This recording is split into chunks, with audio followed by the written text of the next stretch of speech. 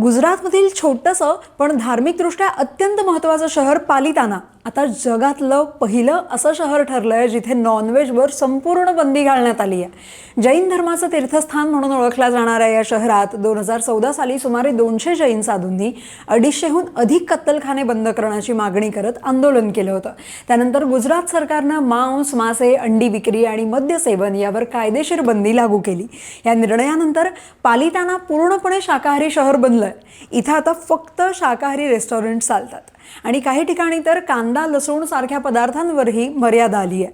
हा निर्णय जैन धर्माच्या अहिंसा आणि शुद्धतेच्या तत्वांचा सन्मान म्हणून घेतला गेला असल्याचं म्हटलं जात आहे। त्यामुळे हे शहर आता एक प्रकारचं जिवंत प्रतीक बनलंय जिथे प्रत्येक निर्णयामागे धर्म, पर्यावरण आणि नैतिक मूल्यांचा समतोल दिसतोय। अर्थात काहींनी या निर्णयावरती जेवणाच्या स्वातंत्र्याचा भंग म्हणून टीका केली आहे, पण अनेकांनी त्याचं स्वागत करत ते एक प्रेरणादायी पाऊल असल्याचंही म्हटलंय।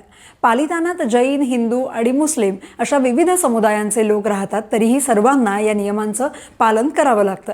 आज पालिताना फक्त एक धार्मिक स्थळ नाही, तर अहिंसा, संवेदना आणि सांस्कृतिक ओळखीचं प्रतीक बनून जगातलं पहिलं अधिकृत शाकाहारी शहर म्हणून ओळख मिळवत आहे। यावर तुमची प्रतिक्रिया कमेंटमध्ये नक्की सांगा आणि अशाच माहितीसाठी फॉलो करा लगावबत्ती।